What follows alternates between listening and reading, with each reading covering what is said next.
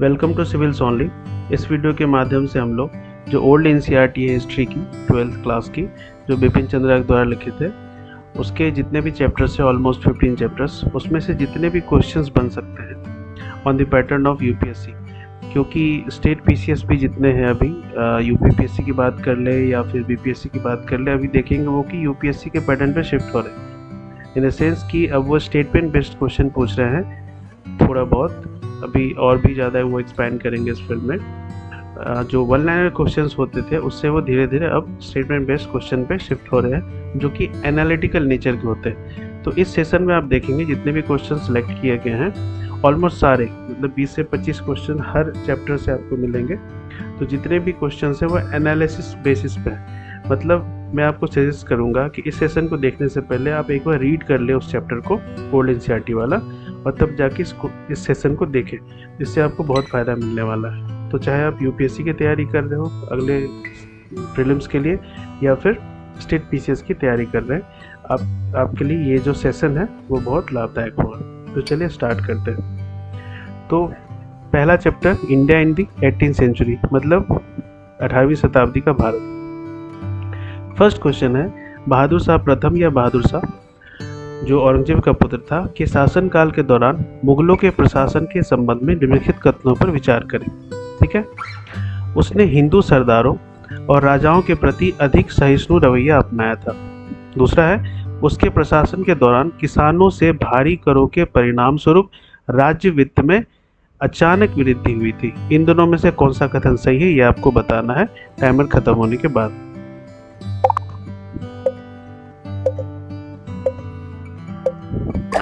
इसका correct option क्या है?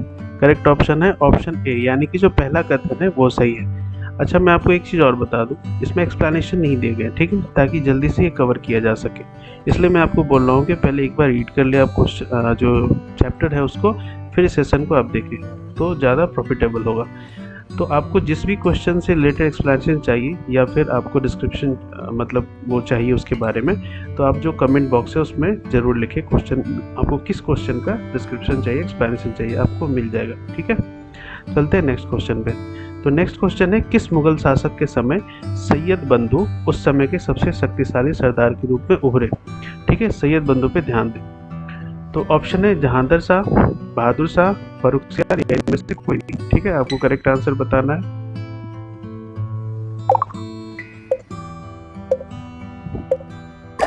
इसका करेक्ट ऑप्शन क्या है? करेक्ट ऑप्शन है ऑप्शन सी, यानी फर्रुखसियार के समय में जो मुगल शासक था उस वक्त का, सैयद बंधु उस समय के सबसे शक्तिशाली सरदार के रूप में उभरे थे। थर्ड क्वेश्चन है, 18वीं शताब्दी के पूर्वार्ध में, ठीक है, यहाँ पे आप ध्यान दें, पूर्वार्ध में चौथ और सरदेशमुखी शब्द का अर्थ क्या होता था? क्या ये एक प्रकार का कर राजस्व था, ग्राम प्रधान के पोस्ट को कहते थे, वित्त अधिकारी के पद को कहते थे, या दरबारी कवियों को चौथ या सरदेशमुखी कहा करते थे? ठीक है, ये आपको आंसर बताना है।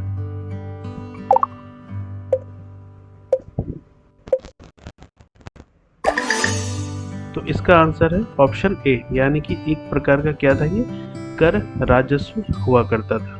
चलिए नेक्स्ट क्वेश्चन पे चलते हैं। फोर्थ क्वेश्चन है, सैयद बंधु, फिर से सैयद बंधु आ गया, जिन्हें किंग मेकर के नाम से भी जाना जाता था। मतलब उस समय शासक बनाने में इनका बहुत बड़ा रोल हुआ करता था। आप जब चैप्टर पढ़ेंगे आपको ये समझ में आ गया कि सैयद बंधु का पावर उस समय क्या हुआ करता था। किंग मेकर भी कहा जाता था कि मुगल साम्राज्य के प्रभुत्व को समाप्त करने के पीछे निम्नलिखित में से कौन से कारण थे? ठीक है, क्वेश्चन को पहले ठीक से आप देख लीजिए, मैं क्वेश्चन जो पढ़ रहा हूँ साथ साथ आपको भी पढ़ना है। ठीक है, 5 सेकंड का टाइमर है, इसके बाद आपको क्वेश्चन का आंसर दिमाग में सोच के रखना है। इसको समाप्त करने के पीछे निम्नलिखित में से कौन से कारण थे? तो कारण देखिए, सैयद विरोधी अमीरों या नोबल्स जिसको बोलते थे इंग्लिश में, वास्तविक सम्राट का समर्थन था, हिंदुओं के प्रति उनकी उदार नीतियाँ, ये कारण था, राजस्व कृषि के प्रसार के कारण केंद्रीय आय में गिरावट, ये था, या उपरोक्त सभी कारण थे? इसका आपको आंसर बताना है।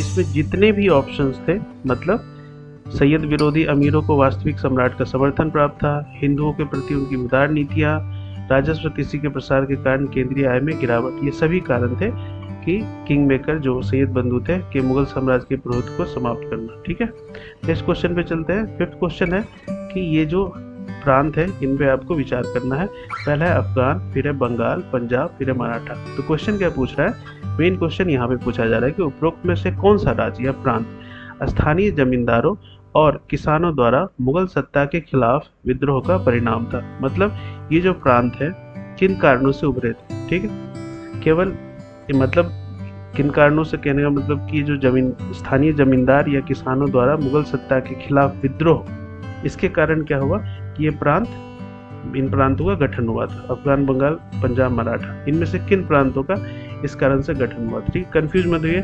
स्थानीय जमींदारों किसानों द्वारा जो मुगल सत्ता है उसके खिलाफ विद्रोह हुआ, इसके कारण इनमें से चारों में से कौन से प्रांत उभरे। इसमें जितने भी ऑप्शन है 1, 2, 1, 1, 3, 4 और 2, 3, 4, इनमें से आपको बताना है कि कौन से प्रांत इस कारण से उभरे थे।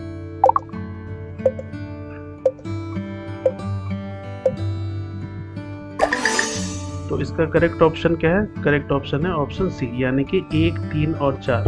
अगर बंगाल को छोड़ दे तो बंगाल को छोड़कर जो अफगान है, पंजाब है और मराठा है, ये स्थानीय जमींदारों और किसानों द्वारा मुगल सत्ता के खिलाफ विद्रोह का परिणाम थे। नेक्स्ट क्वेश्चन पे चलते हैं। छठा क्वेश्चन है, निम्नलिखित कथनों पर विचार करना है। पहला है 18वीं शताब्दी के दौरान। अच्छा, 18वीं शताब्दी हो सकता है बार बार आपको रिपीटेशन लगे क्वेश्चन में।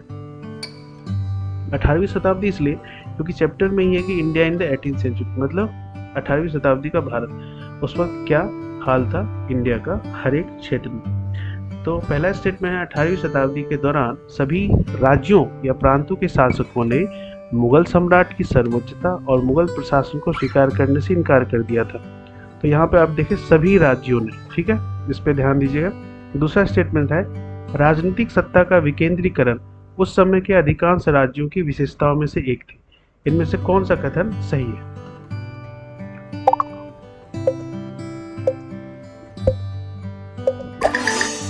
तो इसका करेक्ट आंसर क्या है, कथन 2, यानी ऑप्शन बी, यानी राजनीतिक सत्ता का विकेंद्रीकरण उस समय यानी 18वीं शताब्दी के दौरान अधिकांश राज्यों की विशेषताओं में से एक थी।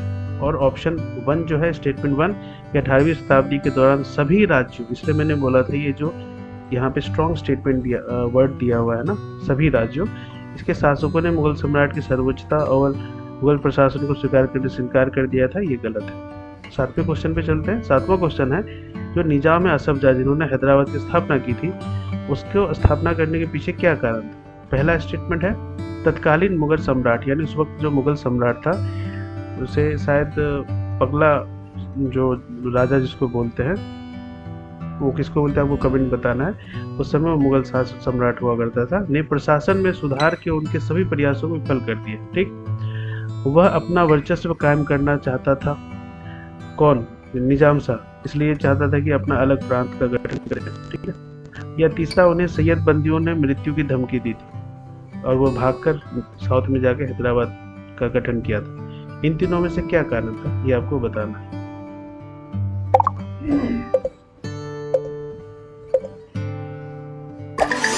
तो चलिए इसका करेक्ट आंसर क्या है, ऑप्शन सी, यानी पहला और दूसरा कारण तो सही है, लेकिन जो सैयद बंदियों ने मृत्यु की धमकी दी थी ये गलत है, ठीक है।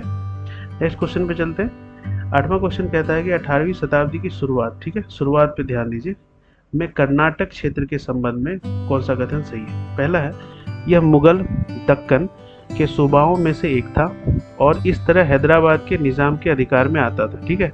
चूंकि यह मुगल और दक्कन के सूबाओं में से एक था इसलिए हैदराबाद के निजाम के अधिकार में आता था, ये पहला स्टेटमेंट है। दूसरा है अपनी नवाबी के लिए इस संघर्ष के कारण भारतीय राजनीति में यूरोपीय व्यापारिक कंपनियों का हस्तक्षेप हुआ।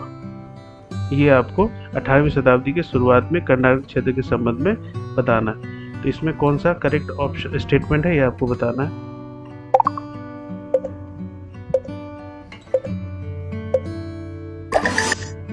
तो इसमें अगर देखें तो ऑप्शन सी यानी कि 1 और 2 दोनों स्टेटमेंट क्या है वो करेक्ट है, यानी मुगल दक्कन के सूबा में से एक था, इस तरह से हैदराबाद निजाम के तहत आता था और अपनी नवाबी के लिए संघर्ष के कारण भारतीय राजनीति में यूरोपीय व्यापारिक कंपनियों का हस्तक्षेप हुआ, ठीक है। नेक्स्ट स्टेटमेंट है 9वां, मुर्शीद कुली खान और अलीवर्दी खान निम्नलिखित में से किस प्रांत से संबंधित था। क्या वो बंगाल, अवध या मैसूर संबंधित है, ये आपको बताना है।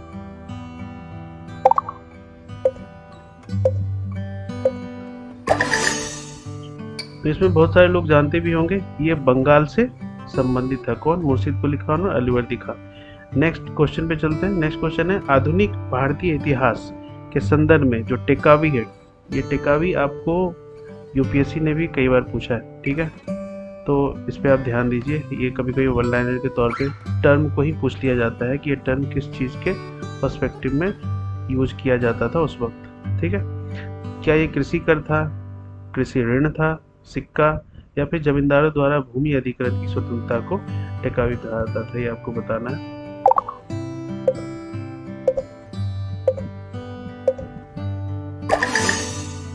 तो इसका करेक्ट आंसर क्या है? ये एक तरह का फार्म लोन था, कृषि ऋण था। कौन? टेकावी, ठीक। नेक्स्ट क्वेश्चन है 11वां में कहता है कि 18वीं सदी के शुरुआत में जो बंगाल के प्रशासन के संबंध में निम्नलिखित कथनों में से कौन सा सही है, ठीक।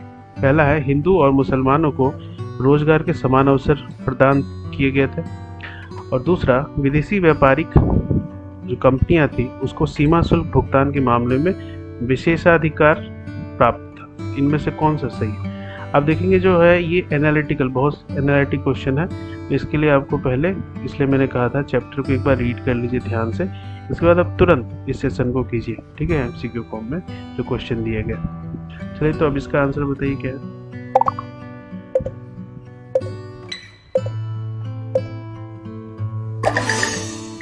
तो क्वेश्चन क्या पूछ रहा है? 18वीं सदी की शुरुआत में, ठीक है, ये स्टार्टिंग 18वीं शताब्दी की, तो बंगाल के प्रशासन के संबंध में क्या सही?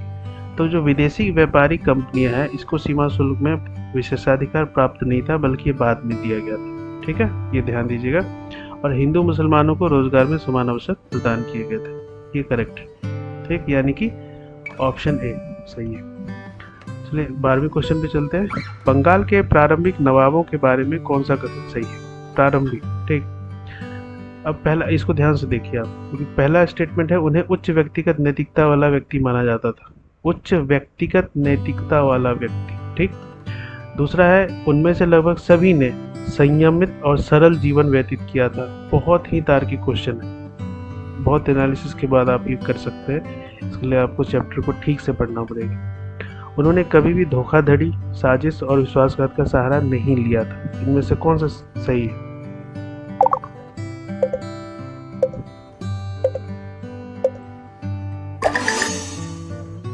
तो आपको क्या लगता है इसमें कौन सा गलत हो सकता है? क्या एक गलत है, दो गलत है, या तीन गलत है? तभी तो आप सही पे पहुंचेंगे। तो इसका जो करेक्ट आंसर है वो है ऑप्शन बी, यानी 1 और 2 सही है। तीसरा जो है कि कभी भी, मतलब कि कभी भी धोखाधड़ी, साजिश, विश्वासघात का सहारा नहीं लिया, ये गलत है, तीसरा ऑप्शन। और जो दो स्टेटमेंट है उन्हें उच्च व्यक्तिगत वाला नैतिकता वाला व्यक्ति मनाता था, ये सही है।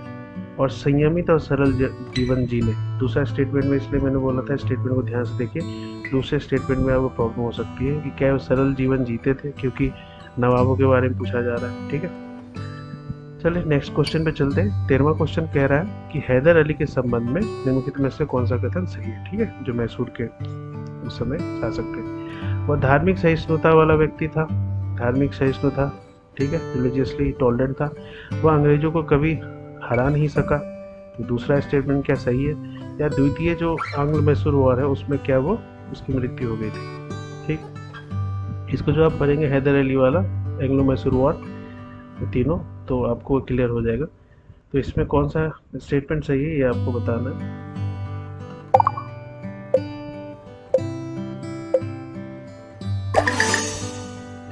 इसमें कई लोग जानते भी होंगे कि जो एंग्लो मैसूर वॉर हुआ था उसमें अंग्रेजों को उसने दोनों वॉर में हराया था। पहला जो 2 वॉर हुआ था और दूसरी वॉर में उसकी मृत्यु हो गई थी, ठीक। तो दूसरा स्टेटमेंट क्या है? गलत हो जाएगा, इसलिए 1 और 3 सही है, केवल 1 और 3, ठीक। 14 पे चलते हैं। श्रीरंगपट्टनम में ट्री ऑफ लिबर्टी किस व्यक्ति से संबंधित है? हैदर अली ने, या टीपू सुल्तान, या बहादुर शाह जफर, या राजा प्रथम ने बनाया था?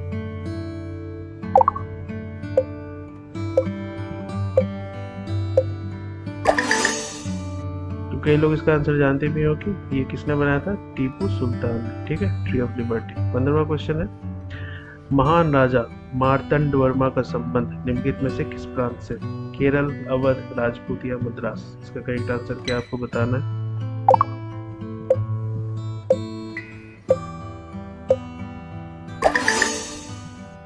इसका करेक्ट आंसर है केरल। जो मार्तंड वर्मा थे वो केरल प्रांत से संबंधित थे। 16वां क्वेश्चन है राजा सवाई जयसिंह जो राजस्थान से रिलेटेड है के बारे में कौन सा कथन सही है। पहला है वो जयपुर शहर के संस्थापक थे, मैंने आपको बता ही दिया राजस्थान। वह दिल्ली में जंतर मंतर के संस्थापक भी रहे और वह एक समाज सुधारक भी थे। इनमें से कौन सा कथन सही है आपको बताना है। पहला तो आपको पता ही है सही है, दूसरा तीसरा में आपको ध्यान देना है क्या ये भी सही है।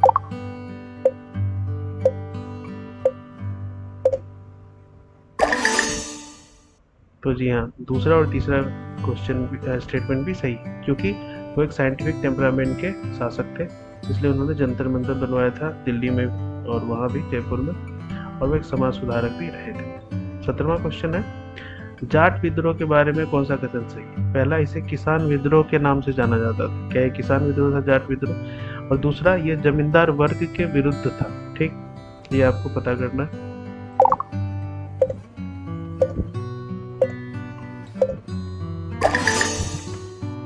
तो जाट विद्रोह एक किसान विद्रोह हुआ करता था और जो जमींदार वर्ग था इसके विरुद्ध यह नहीं था। 18वां क्वेश्चन है मिसल चकिया, कई लोगों ने सुना होगा ये शब्द का अर्थ क्या है। ये क्या है, सिख कॉन्फेडरेसी से रिलेटेड है, वसाल को कहा जाता था, या फिर दक्षिण का राजा उनको मिसल कहा जाता था, या उपरोक्त में से कोई नहीं।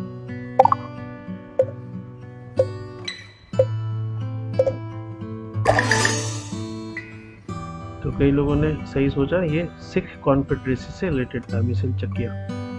18वां के बाद 19वां क्वेश्चन है कि 18वीं शताब्दी के आरंभिक इतिहास। ठीक, आरंभिक इतिहास पर पूछा जा रहा है। जो मुख्य प्रांत शब्द है इसका क्या अर्थ हुआ करता था। ये सब क्वेश्चन आप बहुत अच्छे से देखें, ये निकाल के, चाहे वो उत्तर प्रदेश हो, बिहार हो, हरियाणा, राजस्थान या उत्तर प्रदेश यूपीएससी कोई भी पूछ सकता है आपको, यूपीएससी भी पूछ सकती है, क्योंकि यही सब तो वो ढूंढती है वन-लाइनर। आप जानते हैं तो ठीक, नहीं आपने पढ़ा है, मिस कर गए आप तो गए काम से। तो इसका आपको सही आंसर देना है कि ये वित्त मंत्री के पोस्ट को कहा जाता था, मुख्यमंत्री, दारोगा या दरबारी कवि को कहा जाता था मुखरा।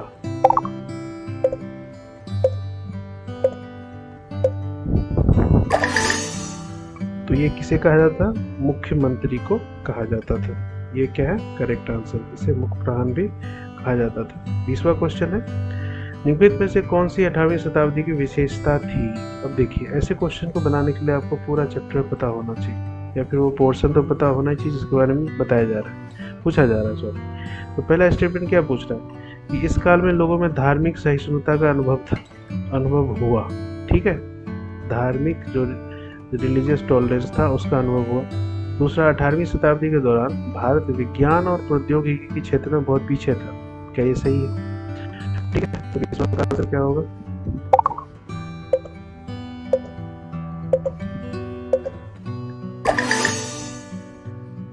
इसका आंसर होगा 1 और 2, ये दोनों क्या है करेक्ट है। इस काल में धार्मिक सहिष्णुता का अनुभव हुआ, जी हाँ, और इसमें विज्ञान और प्रौद्योगिकी इस 18वीं शताब्दी के दौरान पीछे था, तो ये जरूर पीछे था अगर वैश्विक परिदृश्य में देखें तो। 21वां क्वेश्चन क्या है, 18वीं सदी के भारत के प्रत्येक राज्य या प्रांत में परिवार व्यवस्था प्रकृति में पितृसत्तात्मक यानी कि पैट्रियार्कल हुआ करती थी। क्या पूछ रहा है, प्रत्येक प्रांत में। ठीक है, दूसरा, उस काल में हिंदू महिलाओं को कहीं भी अकेले जाने पर प्रतिबंध था। कैसा था, ये आपको पता करना है।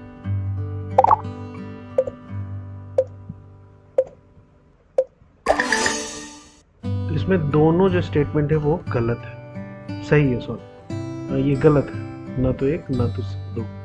यानी प्रत्येक राज्य, मैंने पहले ही आपको हिंट दे दिया कि ऐसा था कि प्रत्येक प्रांत में पैट्रियार्कल होगा, तो एक्सट्रीम है स्टेटमेंट, ये गलत हो जाएगा। और जो दूसरा स्टेटमेंट है, उस काल में हिंदू महिलाओं को कहीं भी अकेले जाने में प्रतिबंध था, ये भी एक्सट्रीम स्टेटमेंट टाइप का है, ये भी गलत हो जाएगा। 22वां क्वेश्चन क्या कहता है, भारत के प्रारंभिक आधुनिक इतिहास में महिलाओं की स्थिति के संबंध में निम्नलिखित में से कौन सा कथन सही है। तो आप देख रहे हैं कि एक एक चीज़ को निकाल के पूछा गया है, मतलब कुछ भी नहीं छूट रहा है। अगर आप सेशन देख रहे हैं तो आप ये पूरे चैप्टर के जितने भी क्वेश्चंस पॉसिबल बन सकते हैं सबको कवर किया गया। साइंस टेक हो, उस समय का एडमिनिस्ट्रेशन हो, महिलाओं की स्थिति हो, सब कुछ, ठीक, समाज, सब कुछ।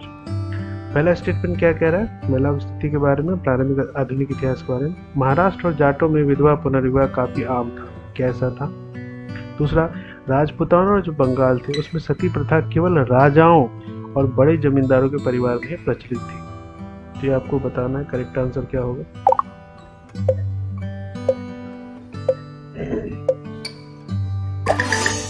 तो इसका करेक्ट आंसर है ऑप्शन सी। जी हाँ, दूसरा स्टेटमेंट भी सही है। जो आपको थोड़ा कंफ्यूज कर रहा होगा ना कि बंगाल और राजपूताना में केवल राजाओं और बड़े जमींदारों के परिवारों में ये प्रचलित था, क्या सती प्रथा। तो जी हाँ, ऐसा करेक्ट था, प्रचलित था। ठीक है, बाकियों में भी होता होगा। और महाराष्ट्र और जाटों में विधवा पुनर्विवाह काफ़ी आम था। जी हाँ, क्योंकि बाद में भी हम लोग देखते हैं कि समाज सुधारक जो है वो इसके लिए काफ़ी क्या कर रहे थे, इसके लिए भी बोल रहे थे पुनर्विवाह होना चाहिए। तो महाराष्ट्र जाटों में विधवा पुनर्विवाह आम बात है इस वक्त। ठीक है, अच्छी बात। तेईसवां क्वेश्चन देखते हैं। सौदा, नजीर और कंचन नाम्बियार से शायद आप इसमें हिंट ले पा रहे होंगे कि ये क्या थे। कवि, सेना के जनरल, प्रांतीय राजा, या इनमें से कोई भी सही नहीं है।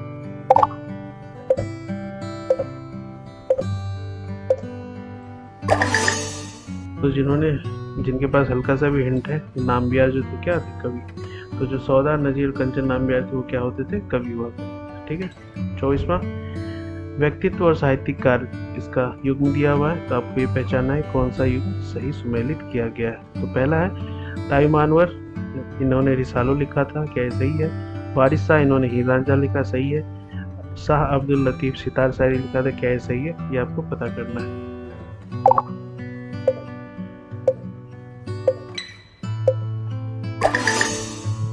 तो याद रखिए, वारिस शाह इन्होंने हीर रांझा लिखा था, जो फेमस हीर रांझा है इन्होंने लिखा था। ठीक, लेकिन जो ताईमानवर है इन्होंने क्या लिखा था, सितार शायरी। और जो ये लतीफ़ है, शाह अब्दुल लतीफ़, इन्होंने क्या लिखा था, रिसालो लिखा था। ठीक है, नेक्स्ट क्वेश्चन में चलते हैं। 25वां कह रहा है, निम्नलिखित में से कौन सा पानीपत की तीसरी लड़ाई का परिणाम था। Result of third war of Panipat, इसमें क्या रिजल्ट हुआ था। मराठों की हार हुई थी, क्या ये सही है। ईस्ट इंडिया कंपनी को दक्षिण भारत में अपनी शक्तियां मजबूत करने का मौका मिला, क्या ये सही है। या अफगानों का पंजाब पर अधिकार हो गया, ये सही। ठीक है, इसको अब देख रहे हैं आप, जब तक आप नहीं पढ़ेंगे ना चैप्टर, तब तक आपको समझ में नहीं आएगा कि कैसे एनालाइज करें। ठीक है, आप इसको रट तो सकते नहीं। बताइए फिर करेक्ट आंसर क्या है।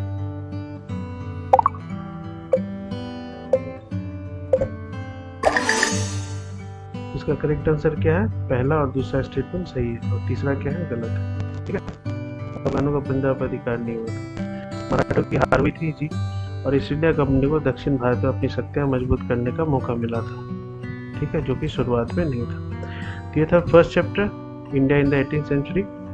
और दूसरे चैप्टर में फिर मिलते हैं दूसरे चैप्टर के सेशन में। उससे पहले मैं आपको सजेस्ट करूंगा कि अगर आपने पहला चैप्टर नहीं पढ़ा है तो पहले चैप्टर पढ़े फिर से, अगर आप पूरा सेशन देख चुके हैं तो, और फिर से इसको लगाएं। ठीक है, MCQ को। और दूसरे चैप्टर देखने से पहले आपको दूसरा चैप्टर पढ़ के तैयार रहना। ठीक है, तो मिलते हैं नेक्स्ट सेशन में, तब तक के लिए थैंक यू।